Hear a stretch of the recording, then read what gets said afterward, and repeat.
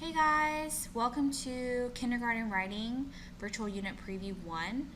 My name is Esther and I'm your Kindergarten Writing CTL. Before we get started, just want to tell you a little bit about me. I currently work at Williams. This is my 6th year of teaching overall. I taught kindergarten for about 4 years, and this will be my 2nd year as a reading interventionist and my 2nd time as the Kindergarten Writing CTL. I'm currently pursuing my master's in education at SMU, and I'm so excited to be working with you guys again this year. I'm really looking forward to meeting everyone at Collaboration Day kickoff. And that being said, we're going to go ahead and dive right in. For the next 10 or so minutes, I'm going to go over key components of the first unit of the year, and I'll also be addressing goals, misconceptions, as well as some logistical information on what is posted on Blackboard and available right now for you all. Let's get started. Before we dive in, I just wanted to add in this quick disclaimer about writing. And the rationale behind this is that even just from my personal experience, writing can seem like an uphill battle, especially in this grade level. So as a result, it can quickly fall by the wayside.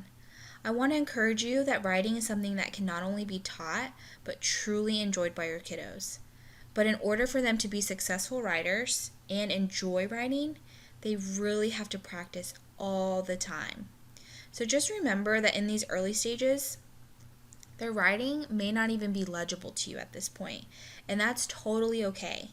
The goal for this unit is for scholars to get just in the habit of writing, and it doesn't have to be perfect. And so please don't get discouraged by your struggling kiddos, and just continue to push them so that they can find their own voice through writing, and they will become amazing writers.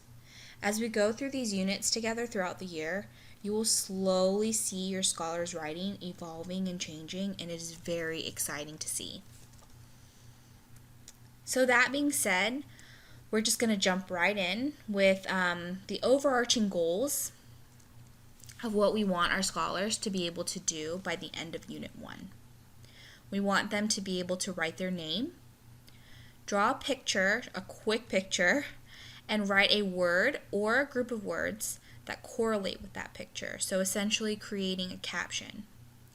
We want to get them to start practicing sharing their writing with you and with others, identifying a word versus a letter, the difference between the two, and being able to write down the beginning sound of a word.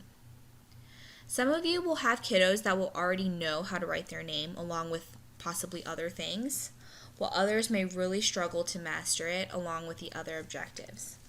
I'm going to go a little bit deeper into how to differentiate for your kiddos when I get to my annotated lesson plan. On these next couple of slides is going to be your scope and sequence. This is available on Blackboard, and I often refer to this because when I'm planning, it gives me a really good idea of what the scholars need to know and how they're going to build upon these TEKS when they go to the next grade. As you can see for Kinder, the readiness TEKS and objectives on this next slide align with our overarching goals for Unit 1. And this unit is essentially our foundation for all of our future units to come. Something else that I noticed is that when you look at the comparison between Kinder first and second, they're still sharing throughout all the grade levels, but it just gets a little more complex. So you want to make sure that you're really carving out time throughout your writing lesson to give your kiddos opportunities to share their writing with others and with you in just one-on-one conferencing. These are going to be your Unit 1 TEKS. I've kind of pulled out these TEKS into our overarching goals, and if you compare the two, you can see that they align together and will align with MAP and CA.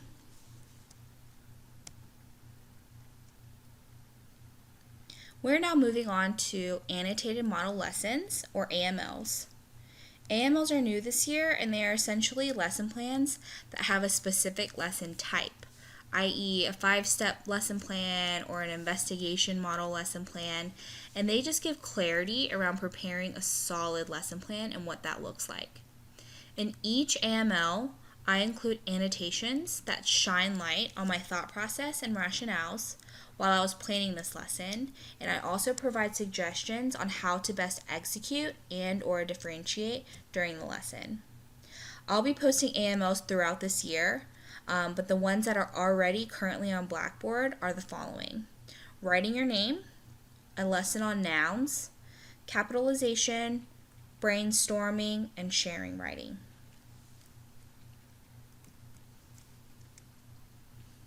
This is a small preview of what an AML looks like.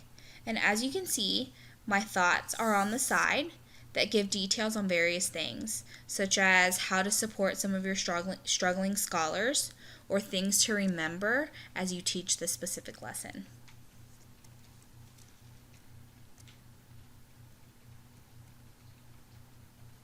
I wanted to make sure I spoke about misconceptions in this unit because it's very important to provide clarity around these foundational skills in Unit 1 and being very intentional about how you teach these TEKS.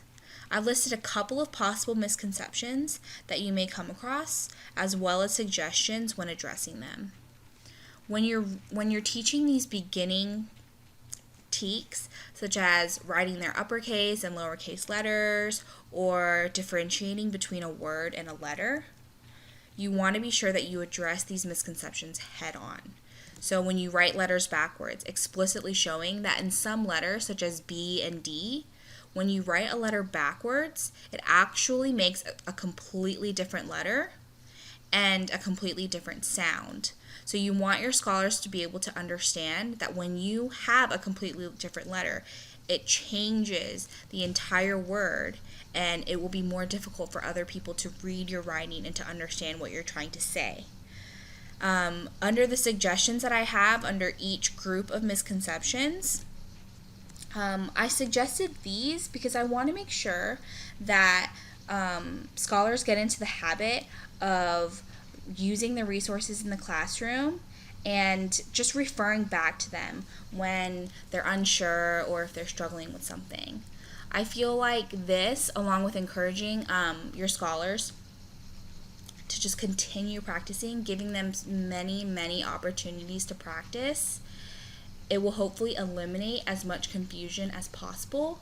And we as teachers want to get into the habit of tackling these head on and right as you notice them throughout this unit, and being sure to explicitly teach the lesson while again giving your kiddos many opportunities to practice. You're focusing on laying down the foundation. It's the most important part, and you want to make sure it's solid before moving forward.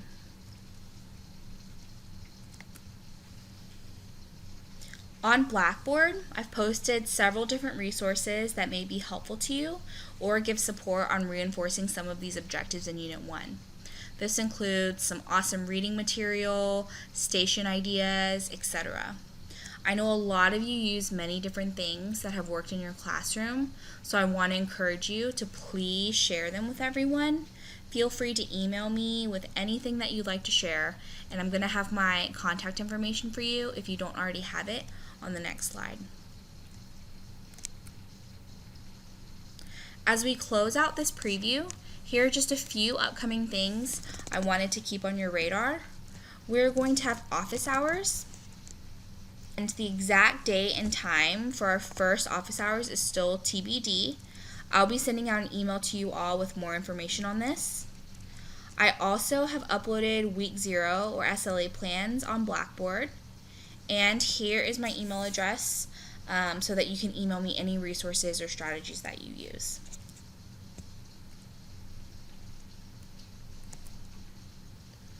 Last but not least, here's my contact info once again.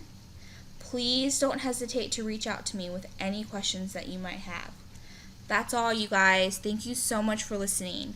I'm really excited for this year, and I'm really looking forward to collaborating with you all. Hope you have a great day, and I'll talk to you soon.